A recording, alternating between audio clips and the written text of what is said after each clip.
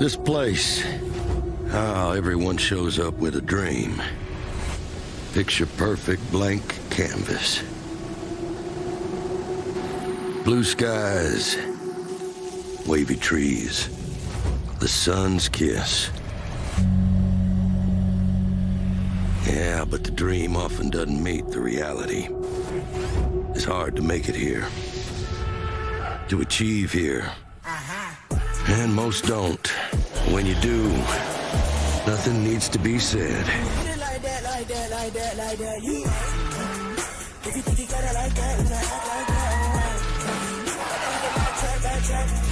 Let these actions do it for you. Let the challenge be your success.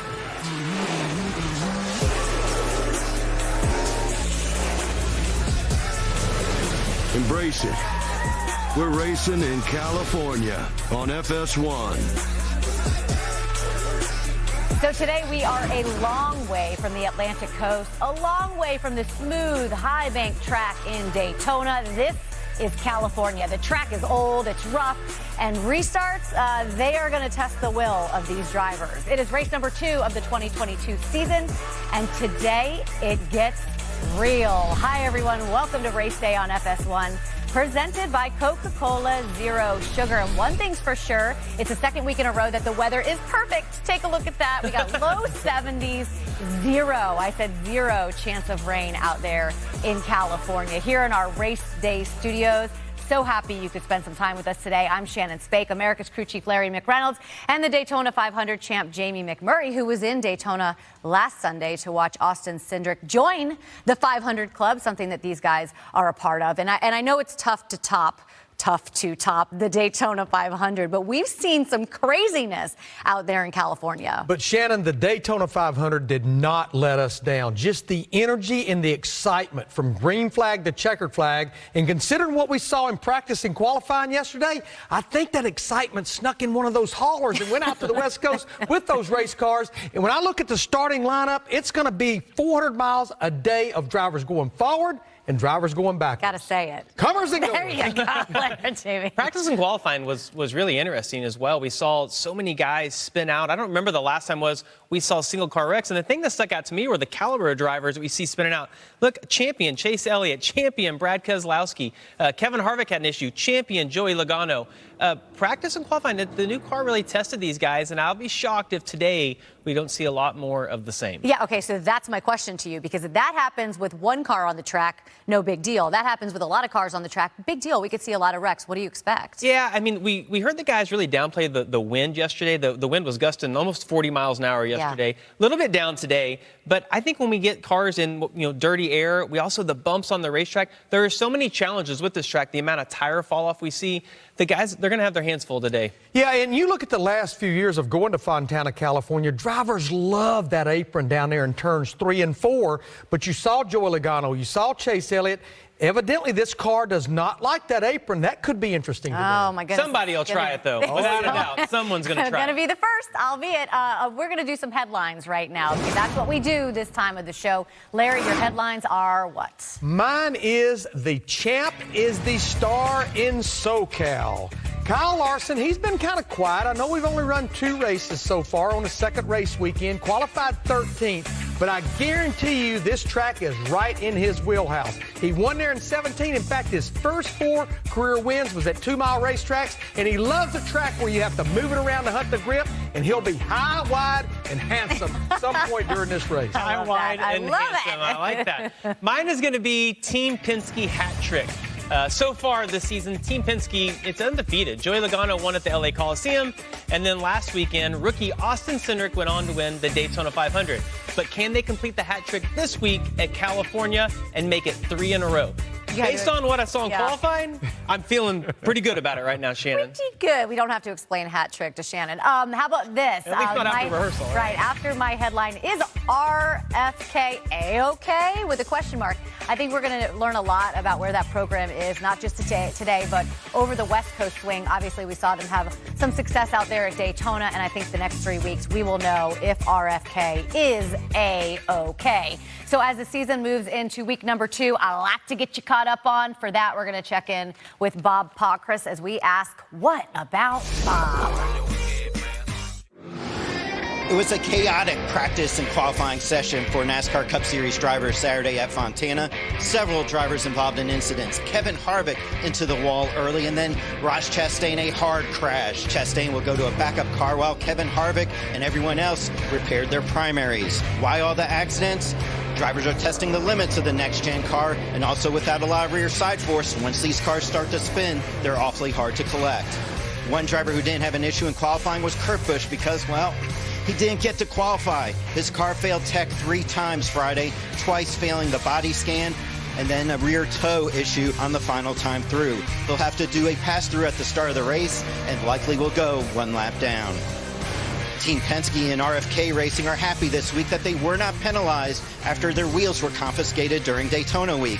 NASCAR determined that the drive pin holes do need to have a little bit more tolerance when it comes to the size of the holes, and opened up the tolerances for Fontana and opted not to penalize those teams for the modifications they did at Daytona. Thank you so much, Bob. So the stars of the Cup Series are getting ready to shine. Take a look at that Mount Baldy, right? That is. That's Mount Baldy. See it. We learned that yesterday. We have got a lot more to cover. It's all coming up around the turn.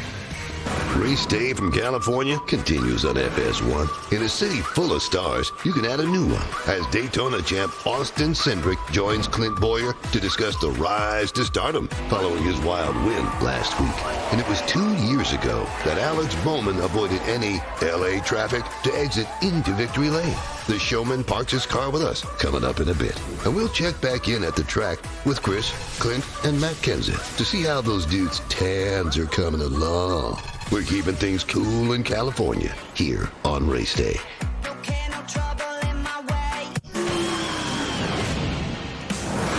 So Austin Cindric isn't just the 2022 Daytona 500 winner. He is also the points leader, everyone. And listen, I know it's still early in the season, but Cindric is the first rookie to lead the points since Jimmy Johnson did it back in 2002. While a lot has changed, leading the points means the same old 7-time explains. Points leading rookie is going to win. I went from a rookie to lightly employed. But besides my employment status, a whole lot has changed. Back a lap or two of the millennium, Hall of Famers were still cementing their greatness. Junior to the checkered flag. One went from holding a title to watching his son win his own.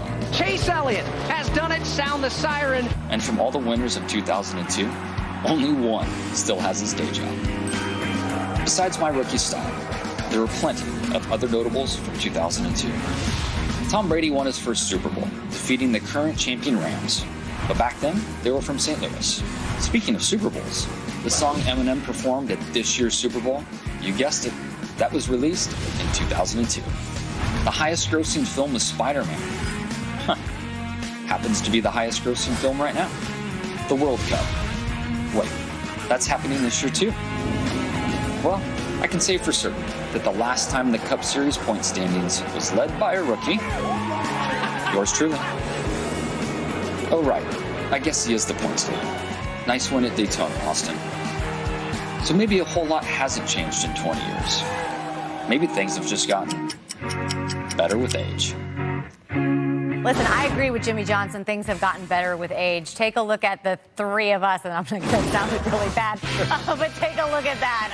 All 3 of us back in 2002. I haven't changed a bit. You haven't, Larry. None of us have. Larry. This is actually really funny. But we were getting interviewed by Fox there, Jamie. What's that? I was actually at the back of the hauler before my first Cup race. I did not mean it like that, but obviously wine is better with time, so maybe a little bit of that. Anyways, leading the points, listen, is not winning 7 championships like Jimmy Johnson did. Still cool to hear from Jimmy, right? It is, and as I watched that piece there, it dawned on me, oh my gosh, 2022 is our 2nd year to be without Jimmy Johnson as a full-time driver in a Cup Series. And I say this with confidence. NASCAR is a better sport because of Jimmy Johnson. Not about the 7 championships or the 83 wins, just the way he represented the sport. But he had quite the rookie season in 2002. That win was in his 13th Cup Series start. He went on to win 2 other races for a total of 3 in his rookie season and was actually a contender, finishing 5th in the points. He did pretty well in his career, for sure. He did, but before he made it to Cup, if you think about his Xfinity Series career, Austin Cindric is actually way ahead of him, being able to win a championship in the races he's won. Jimmy didn't have an incredible Xfinity Series career. One win at Chicago, and he won that on fuel mileage. But I will say, it's worked out pretty well for Jimmy Johnson. It's been pretty amazing since then. That trip to Victory Lane didn't work out so good. He blew the engine up. I think there's still an oil stain in Victory Lane where all the oil ran out of that engine. We'll ask Jimmy about that next time on the show. So how in the world do you top a win in the sport's biggest race? Visit to Steak and Shake. Austin Cindric did that. A late-night celebration with the crew guys. Yeah, he did that one as well. What about a sit-down with Clint Bowyer to talk about the win? You know Cindric could not avoid that one. Here's Cindric and Bowyer. I think the aspect of being a driver that gets overlooked by most fans is the family atmosphere within the team. It's not just about the driver, it's about the people that make it happen. It's about the people around you that lift you up and get you that position. Austin Cindric, Daytona 500 champion. Where in the hell did you come from? Great question. 23-year-old Austin Cindric gives Roger Penske a happy birthday present. It's something for me that is definitely hard to recognize or really understand the full gravity of that accomplishment. You know, looking at pictures of the guys celebrating on Victory Lane, because I know what winning the Daytona 500, I know what that means to Austin Cindric, but I don't know what that means to all the guys on the 2-car. To see that joy, to see that excitement, to be able to deliver that for everybody else is pretty humbling. I saw Bubba Wallace on Jimmy Kimmel. He didn't win the Daytona 500. Yeah. You did. I got tucked to the Weather Channel. You got the Weather Channel. He finished second as a bridesmaid and got Jimmy Kimmel live. David Letterman did call my dad. And now said, we're talking. Well, he said that if he had a show, I'd be on it, but he doesn't have a show anymore. That's a problem. Being a rookie in a field of drivers this strong, I'm just grateful for the opportunity. Obviously, Daytona 500, that's a pretty good validation of the old resume, right? There was a time in your career where you had an opportunity to be a manufacturer-backed sports car driver, and you chose NASCAR. Why did you choose that? NASCAR is without a doubt the biggest stage in American motorsports. To have the opportunity to go out and try and pursue a career, that opportunity doesn't happen a second time. And obviously it's all worked out, but I still would love to do the Indy 500 one day. Yes! I was hoping I was going to say, I was going to ask if you didn't. It's not a short-term play, but like, I have a spreadsheet every year that I look at every racing series and build a schedule? Absolutely. I'm a pretty internally motivated person, but I know how hard it is to make it as a race car driver. We still have a long way to go, I would say, but about the best foundation you could ask for right now. You can catch the rest of that sit-down on Fox when the coverage begins at 3 Eastern. He's a breath of fresh air, you know? Think Clint's ever built a schedule? No. For what? I don't even know how to spell schedule. Yeah. We'll ask him that on our conference call. Yeah, he's a breath of fresh air, right? I mean, Austin Cindric just really, and winning that race was huge. But how big was it to get this pole? Well, to win the Daytona 500 as a true Rookie of the Year candidate, I mean, that is huge, obviously. And he almost ran a flawless race. His average running position, which is hard to believe, was 6th throughout that 500-mile race. But when you go to Fontana, California, that tough 2-mile racetrack, we showed it earlier, champions of the sport spinning out, hitting the wall, and he goes out there and sits on the pole. To me, that makes even a bigger, I know it was just qualifying, that even makes a bigger statement of what he accomplished yesterday. Yeah, and I would say that Austin Cindric's in this category of like 5 guys. It's the most improved driver since they made it to NASCAR. Clint talked about it. He has a road racing background. That's essentially what he was going to do. When he came in, 2017, he drove for Roush Fenway Racing.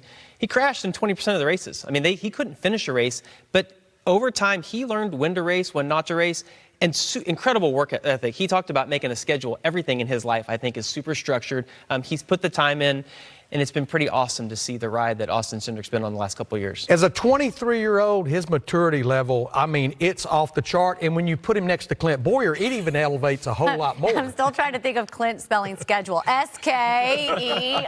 We're just kidding, Clint. Coming up, Alex Bowman is going to join us live. Kind of kidding. Join us live to chat about defending his win at the California track and his expectations for the season. And Larry and Jamie are going to give us a breakdown on the most challenging parts of this 2-mile racetrack. There are a lot of them, so you want to stand by for that. It's all coming up next here on Race Day. He knows a thing or four about driving to victory lane at California. See if he can do it again today. Joey Logano, also, he was up in the booth yesterday, did a great job calling the Xfinity Series race. We'll be right back.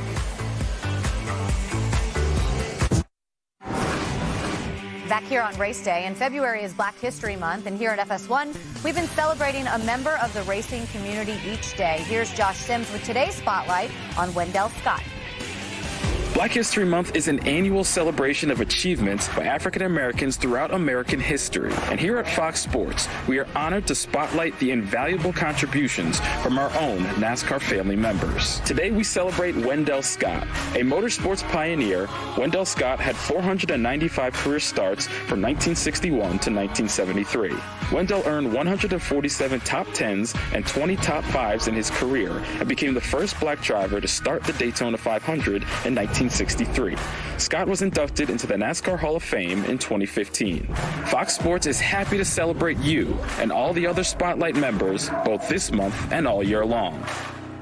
Thanks so much, Josh. And as part of the month-long celebration, Phoenix Raceway, this week in partnership with the Shining Light Foundation's Black History Month Mural Project, unveiled a mural in downtown Phoenix honoring the life and legacy of NASCAR pioneer Wendell Scott. That is really cool stuff, right? Absolutely. Really cool stuff inside the studio as well right now as we pull up our track map, courtesy of our friends at iRacing. As you take a look at this 2-mile track, we do know that it's the oldest track on the surface. A word that we're going to hear a lot today is seams, Jamie. You don't hear that a lot. Yeah, we hear it a lot when we come to Fontana because of the surface being so old. When they pave the track, the separate lanes, the asphalt starts to pull apart, and they fill it in with tar, and it creates these seams. And the reason drivers talk about it all day long is because they're very slick. They're almost like hitting ice. But you also use the seams as a reference mark as you head down into Turn 1. The track really wide, almost 75 feet wide, heading into Turn 1. And that creates chaotic restarts because as you drive down into the corner, if the car in front of you runs the second lane, then you run the third or the fourth. You just want to be in clean air. And as we look at this restart, you can see they're 5 wide heading into Turn 1. Restarts at Fontana, Larry, I think are the most exciting that we get to see really all year long. Yeah, we love cautions because that leads us to restarts. But you talked about it being a very old surface. It actually is the oldest surface on the Cup Series schedule as far as an asphalt. I think they were running a special on asphalt in 2003 because Homestead Miami Speedway, it got a facelift in 2003, as well as Loudon, New Hampshire, and the road course out at Sonoma. It was repaved in 2003.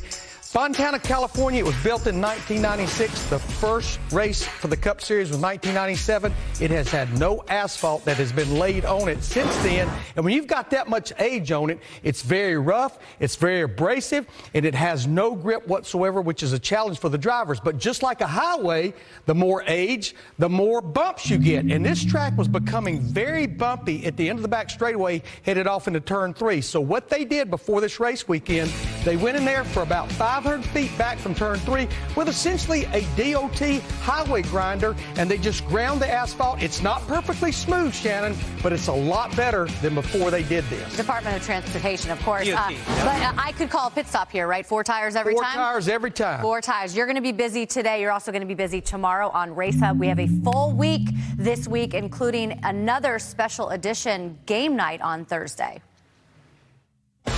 This Thursday, your favorite drivers come to FS1. It's NASCAR Race Hub Game Night. You'll have your head spinning, and you at home can guess along as well. Chris Myers hosts a driver-studded showdown. What city in Texas did we form ZZ Top? Don't miss Hendrick Motorsports face off against Trackhouse Racing as Kyle Larson and William Byron take on Daniel Suarez and Ross Chastain. Yeah, I feel like I'm going to embarrass myself. Don't play with us. It's Race Hub Game Night. This Thursday, 6 p.m. Eastern, only on FS1. Alex Bowman, busy, right? He's going to be on the game show, and then he's going to join us coming up here on Race Day. Can't wait to ask him about what went down in qualifying yesterday. We'll be right back with Alex Bowman.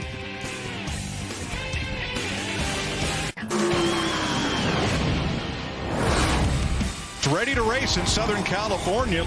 Flag, green flag. Alex Bowman comes to the stripe to win. Thank you guys so much. Huge moment for Alex Bowman's career. What a great day for Alex Bowman and Hendrick Motorsports. It was quite the day for Alex Bowman as he grabbed his second win for Hendrick Motorsports here 2 years ago. Started up front, stayed there all day, leading 110 laps on his way to victory lane. And that was the last time we raced here. So technically he's a defending race winner. So what's happened since that race? Well, 2 of his teammates have been crowned champions. His other teammate, Jimmy Johnson, well, he's traded in his stock car for a new set of wheels. We got new wheels in NASCAR, actually a whole new car. Michael Jordan, Pitbull, Floyd Mayweather now all own NASCAR teams. 6 drivers have recorded their first career wins, and 6 new tracks have been graced by the tires of stock cars. Plus, Alex Bowman has added 4 more trophies to the shelf as well. I'm exhausted just thinking about everything that happened over the last 2 years. We now head out to California and welcome in driver of the 48, Alex Bowman. I'm sure that you don't realize all of that has happened in the last 2 years, and I'm wondering if something else has happened. I heard a quote from you saying that drivers really like this racetrack. So based on what we saw yesterday, Alex, is that also 2 years ago, or are we still liking this track? Yeah, it might be 2 years ago too. It's been a really interesting weekend so far, but we're all dealing with the same thing and trying to fight through it. So it's just a big learning curve with a new race car, and as rigid as the car is and as rough as this racetrack is, they're kind of fighting each other a little bit. So we're all trying to figure it out faster than the next guy, and it's easy to push over the limit. So going to try to keep the 48 Ally Camaro clean all day and be there at the end. Well, Alex, you brought it up. The practice and qualifying yesterday, from our perspective, it was a lot of fun to watch, to see guys push the cars to the limit. Obviously, quite a few guys spun out. But what's the discussion like in whether it's your team meetings with your other drivers or just in the motorhome lot? Are the drivers embracing the new car? Are they frustrated? And what do you think we're going to see today? Yeah, I mean, I think it's just a learning curve, right? So I think there are things that everybody really likes. We all like that it's hard to drive. There's not a driver that's here that's like, oh, it's too hard to drive. Like, I think all of us wanted that. There are just some little things that I think we need to improve on. And when the car starts bouncing up and down off the ground and it spins you out before you even have a chance to save it, that's a little frustrating. So trying to get through it the best we can.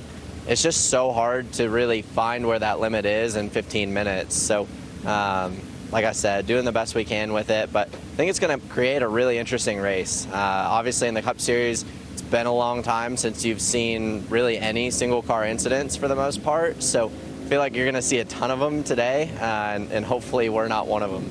Yeah, hopefully not, Alex. You know, as Shannon pointed out, you and your 48 team, you guys won 4 races last year at a very diverse set of racetracks. Really a career year for you in the Cup Series, Alex. I know you won that Martinsville race in the playoffs, but the playoffs were a little tough on you and your 48 team. When you sat down with your crew chief, Greg Ives, during the offseason, what are the things you said you need to improve on? You guys need to do better. Yeah, I mean, I think it's really just the consistency.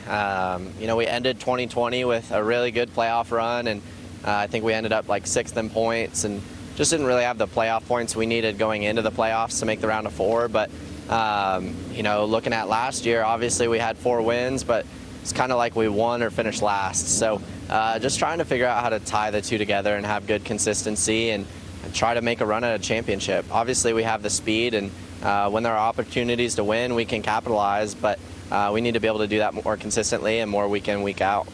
Alex, before we let you go, we have a little bet going on here at the FS1 studios. We know that you love the nicknames, right? You just love them so much. So we want to know which is your favorite of the 3 that I'm going to mention. Obviously, Bowman the Showman, the one that I came up with based on Daytona 500. Credit, it's all mine. Front row Bo. That's the one I came up with. And Hack, of course, Hack. We can't leave that one, right? Which one's your favorite? They're all pretty terrible, to be honest with you. The only thing that's worse than those 3 nicknames is probably my face on the Walk of Fame thing that they did here yesterday. It doesn't look anything like me. It looks like a caveman. So, yeah, I just, you know, bad nicknames, bad artist renderings. Everybody's just doing me dirty lately. Well, listen, we're not going to do you dirty. We're going to say good luck in the race today. Maybe you'll get another one. Do they do 2 Hall of Fames, Walk of Fames if you win twice? They'll just add another shot of his headshot. Yeah, twice. All right. Well, good luck to you out there. Yeah, thank you. Hopefully, if we win again, the artist rendering for the headshot is a little better. There you go. We wish you luck. We'll get on that. Okay, when we get back here on race day, we're going to head back out to California, check in with Jamie and Regan with all the latest info. Some of today's favorite drivers. We'll see if Regan's still going down that slide from yesterday's race. And the 2003 champ's going to join us here on race day. Matt Kenseth hanging with Chris Myers, Clint Boyer, Ryan Blaney also out there. Never a dull moment with those guys. We are going back to Cali when we get back. Got to drop that one. The song, Larry Matt. There you go.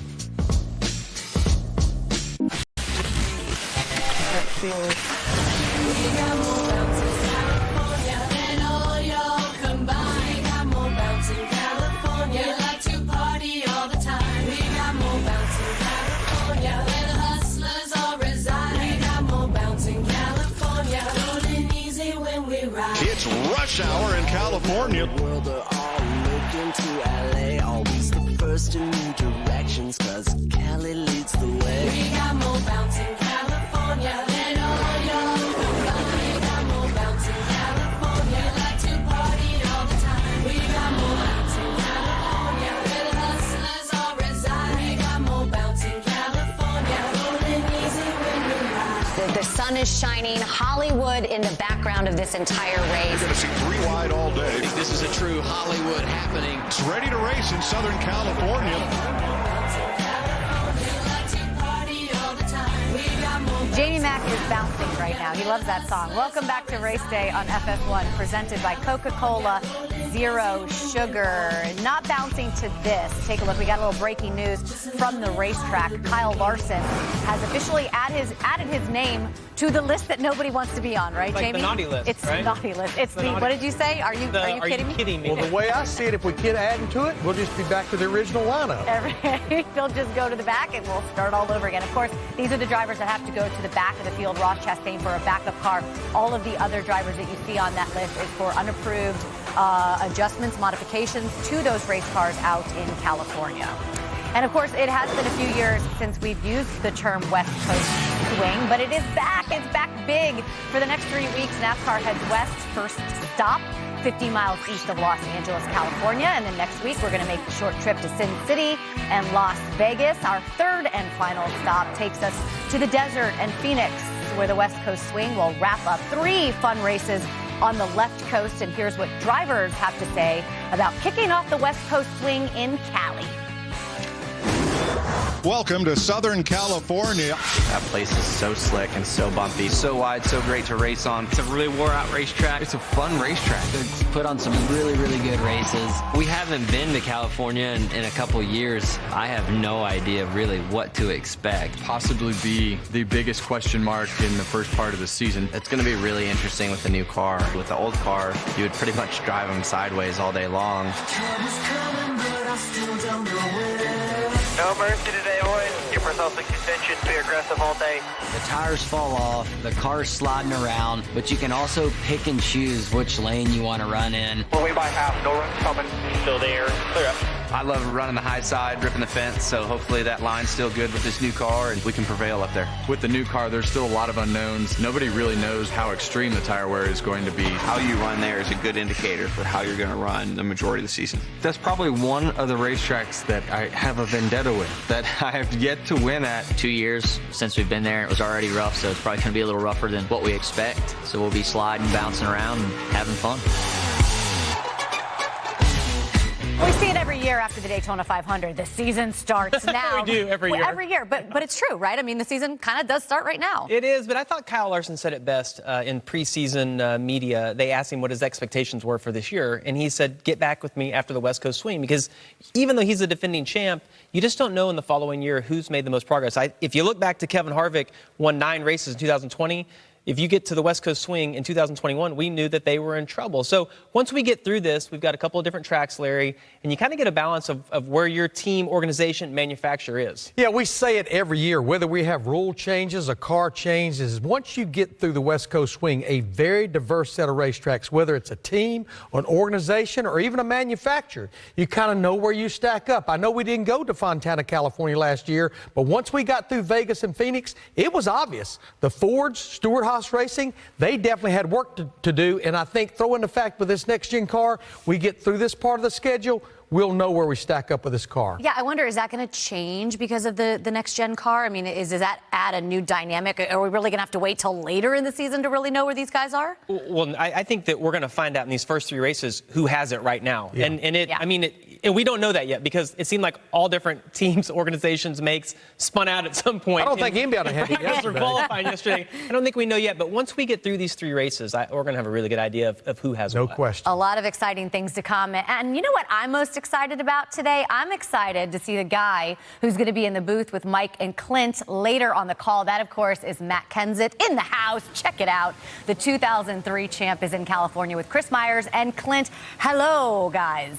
Yeah, hey, Shannon and Charlotte crew. And by the way, it's beautiful here, sunny in the 70s, and not as much wind as yesterday. And you're getting ready to be up in the booth, which will be a lot of fun. We were talking about over-under for this race. The max they've ever had for caution flags, right, is 12. Where do you go on that? You think we'll see less than that today? 12? Yeah. Man, if we race this run right after practice and qualifying yesterday, I'm going to tell you an over. But that's not the case. These teams have had a chance to go back, dissect what happened, make some adjustments on this car. Those drivers, you can bet they're going to make some adjustments in the car. I say under, Matt. Yeah, I think they got rid of 6 or 7 of those cautions yesterday, so I think everybody today has a little bit more of an idea what to expect. I'm going to go with the under as well. I think a lot of times when you get a slick track, people are going to start racing the racetrack more so than each other at times, and they'll end up figuring it out. Well, those of us who live out here, you can relate to traffic on the 101 or 405 going 3-4 wide, but here you could see 5 wide. If that's the case, where do you want to be, at the top or at the bottom? Well, so this is where we disagree. 100%. I want to be in the bottom because as much as they wrecked yesterday, if I'm on the bottom, nobody's going to slide into me.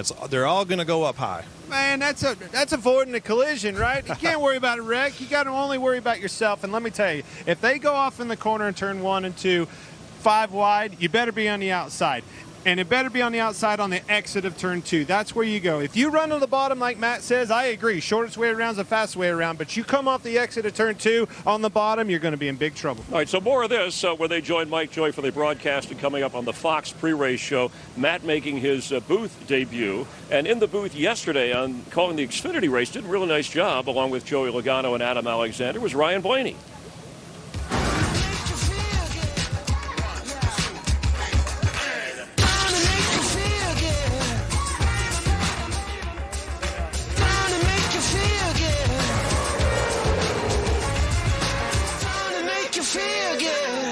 We're coming on camera. And the driver of the 12 Ford Mustang, Ryan Blaney, joining us here on the grid, by the way. Nice to see you. Thanks for having me. What'd you learn yesterday in the booth, observing, that you think you'll put on the track today in action when you're out there racing? Yeah, you know, I like doing the booth for multiple reasons. A lot of information up there. You know, you can see lap times of everybody on the track, you know, and you get a bird's eye view of where everyone's running, from the bottom to which lane to the wall. That's really helpful for me as a driver kind of before the Cup races. So learned a lot. You know, I don't know if you can kind of compare the Xfinity cars and the Cup cars now. They're so different, but lane-wise, it was good to kind of see when guys were moving around on what lap were on their tires. So that's all well and good, but what I'm really wondering is what you learned in the booth yesterday that will help me today. Just talk over Clint and don't agree with anything Clint says. They've already started that. Yeah. Talk about agreeing. Is this race car going to agree with you out there? We saw a lot of cars having trouble. 3 and 4, 1 and 2. It really didn't matter. Yeah. Tiptoeing around here in a big way with this car. It really is. You know, the car's I wouldn't say it's unpredictable. It's unpredictable for us now, you know, because it's so new to us and we don't have a lot of laps. But you saw coming off the bottom of 3 and 4, the cars get bouncing in the back and unsettled, and these cars have no side force in them, rear side force. So, you know, it's easy to kind of overstep it where you thought before you could save it. You can't really drive out of it now. So I think everyone got that out of their systems, I think, and kind of just are finding the limit. But it'll be a tough race today. It's getting warmer. The track will get slick, and trying to see the limits of these cars of what really they'll take. I know your focus is on 400 miles today, but Daytona 500, you were in there, you were close. How much have you thought about it this week? What you could have done different, might have done different at the end? I'm over it. I'm ready to go racing today, and I forgot about that one pretty quick. You learn from it, move on, and focus on this weekend. I'm going to tell you, from my view, you did everything you could possibly I appreciate do. it. You were this close. Yeah, we've been that close a few times in that race. Hopefully one of these days it'll pay off for us. All right, well, good luck today, and the you, Ford's off to a great start. Always appreciate your time. All right, try to keep going. Thanks. We'll see him on the track, and we'll have Matt, of course, and myself and Clint on the pre-race show on Fox. A couple of special guests joining us, including Andrew Whitworth of the Super Bowl champion Rams, who's going to drag along his quarterback, Matthew Stafford. They'll be with us. They're part of the pre-race ceremonies here as we count you down to the start of the race, NASCAR on Fox. Right now here on FS1, let's go back to Shannon and Charlotte.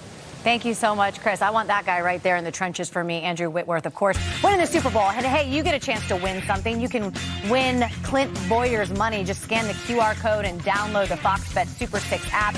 Then answer 6 questions about stage 2 of this race for your shot at $10,000. Help the folks out at home, Larry Mack. We're going to give you a question. Which of these drivers will have the most laps led by the end of stage 2? You can see Kyle Larson, Alex Bowman, Brad Keselowski, Austin Cindric, Ryan Blaney, and Kyle Busch. What do you think? I find it interesting to put Kyle Busch at the bottom of that list. It's a no-brainer. The man starts third. He has led 807 laps total at Fontana, California. That's equivalent to 4 full races. Kyle Busch. That's your guy, huh? 4 wins as well. He won 200 there as well. Big day for him. Absolutely. All right, it's time now for an update on the Coca-Cola family of drivers. 2 of these guys will be starting in the back of the field, or I should say one of these guys should be starting in the back of the field. That would be Joey Logano because of unapproved adjustments. Denny Hamlin starting 4th, Daniel Suarez 15th, and Austin Dillon 16th. We've got much more here on race day coming up when we get back, and the stars are certainly shining out at California. Shanola Hampton, actress, right there, getting things kicked off. How cool is that? Take a look at that. It's Fez. Wilmer Valderrama. I said it. Ashton Kutcher was at the class. It's so much fun to go to LA. Yeah. Oh my out. goodness, that's cool. Dodgers first baseman Albert Pujols who will drive the pace car today. Big guy. The business is picking up. We'll be right back. Buddy. NASCAR's back in California where we started the season with the Clash, and he was at the Clash. He's big. Think he's a Denny Hamlin guy today? Chuck Chuck Liddell? Yeah? Maybe he'll throw down a little bit? Borrow Larry Mack's glasses. I don't think he'll fit in his fire suit. Oh, there's Machete, Danny Trejo. I got to interview him at the Clash. That was really, really cool. Big time fan and of course, a native to the Los Angeles area. So let's take a look at where some of your favorite drivers are starting today's race, our starting grid. Jamie? Yeah, I'm going to start on the front row. We got the hottest driver in NASCAR, last week's winner, the Daytona 500, Austin Cindric. And then probably the biggest surprise, Shannon, beside him, Eric Jones qualified 2nd. I'll jump back to row 3. We got Daniel Hemrick, part-time driver in this car, finished 12th last week at Daytona. And then the guy we just heard from, Ryan Blaney, who actually pushed his teammate Austin Cindric to the win last week. Let's go back to row 7. A couple of Hendrick Chevrolet drivers back there. We just spoke to Alex Bowman, won this race 2 years ago. Kyle Larson, the winner in 2017, going to the rear, went to the rear 5 times last year. His best finish, 2nd at Pocono. Well, that's good. I mean, maybe he's got a chance then. Starting back at the field. I don't think going to the rear hurts Kyle Larson. No, I don't think so. We'll go back to row 9. We've got one of many that was in line, Matt, at Brad Keselowski last week, Ricky Stenhouse Jr., and beside him is the birthday boy. Turning 30 today is Ty Dillon. Let's roll back to row 11. How about Cole Custer? A home game for him. Got his 2nd win at Fontana yesterday in the Xfinity Series. And Harrison Burton won this race in the Xfinity Series 2 years ago, and good speed at Daytona for the Wood Brothers 21. He's hoping to keep her on all 4 today. Yeah. Cole Custer was a part of all those restarts yesterday in the Xfinity Series. Let's head back out to California, hear from some of these drivers. We begin our reports with Regan Smith, who took a little ride on the slide yesterday. Well, Shannon, it was certainly a very good Saturday for Eric Jones. Very fast race car. You end up starting in position number 2 for today's race. How does that give you confidence heading into today? Yeah, it always does. You know, it's been a minute since we started that high up, so it feels good to be back up front. And just proud of the guys. You know, it's a lot of work getting a new car ready to go, and it's been a lot of work the last week on the Focus Factor Chevy. But a lot of confidence for today, obviously. I was really happy with how it drove. right off the truck, which was pretty important with 15 minutes of practice. So they did a really good job just giving me a good car and letting me go out there and work for it. But it's going to be tough. By no means is 200 laps going to be easy today. It's going to be on edge all day and a lot of pucker factor. So looking forward to it, though, and excited to see how it plays out. You say a lot of pucker factor. What is the night before a race like this like? How different is it than, say, if you're going somewhere where you know what to expect? Definitely a little harder to sleep last night than in the past. I normally don't have a lot of trouble sleeping the night before the race, but I woke up probably midnight, 1 o'clock, and really just couldn't go back to sleep, thinking about the race, thinking about the car, thinking about the initial start. You know, there's so many unknowns and things you just don't know how the car's going to react, how the race is going to play out. So you're thinking about all that, trying to figure it out, and the worst part is you can't figure it out. So looking forward to learning, though, today and seeing how it's going to work and hopefully building a notebook going forward. Jamie's got a good starting spot. He won't have to worry about cars in front of him starting from the second position. Well, Regan, Bubba is a man of the people. It is a mob scene out here. It's so much fun. The fans are all jacked up for the race today. Bubba, you were one of the many cars that spun out in practice qualifying yesterday. After thinking about it, analyzing, looking at the data, what do you expect for this race? Chaos. I mean, hell, that Xfinity race was super long. But first of all, it's good to have all these people here in the background. So you would think I'm from California. I'm getting a lot of love out here, so it's good. But just excited for today. I mean, obviously paying attention to everything that's going on. Going back and watching the replay, I think I got on the seam when I was trying to keep the car calm. So just a lot of factors that I could have done better to keep us out of the fence. But all in all, we feel like our car is just as good, if not a little bit better now. So should be good. I know our car's fast. So appreciate everybody working hard yesterday on our Wheaties Toyota Camry. We'll just go out and have some fun today. All right, I think you ate your Wheaties this morning. You ready to rock? Absolutely. I'm a little full. We're ready to roll. All right, let's go. Shannon? Thank you so much, James. I love the red carpet, right? You know, it's always remember. People on each side. Yeah, from California. Okay, let's get to our race picks from one Jamie to the next Jamie. Who are you going with? Throw, Shannon. I love it, yes. I'm going to go with a guy we just heard from a little bit ago, and that's Ryan Blaney. I know that he's never won there before, but he pushed Austin Cindric to the win last week. And when I watched qualifying, I'm going to use Regan's word, his pucker factor looked less than others. Well, I'm going to go all the way back to the top of the show. Remember, the champ will be the star in SoCal. I know Kyle Larson has to go to the rear. A win and 2 second-place finishes at Fontana. He will make his way to the front. As I pointed out, 400 miles to do it, Shannon. Larry's taking my pick. You took my pick. Sorry. Yeah, so Ryan Blaney. We always take your pick. Yeah, I know. But I'm going to go with Joey Logano. Unfortunately, Mr. Logano now has to go to the back of the field, but it's going to be a lot of fun to see him make his way up. He's got a rebound from Daytona last week, so those are all I can't wait picks. to see the guys come from the back. All good cars going to the back. It'll be fun to watch them drive. All right, grab your remote controls, your snacks. We are headed over to Fox, where we're going to continue to get you ready for the race. We'll see you there.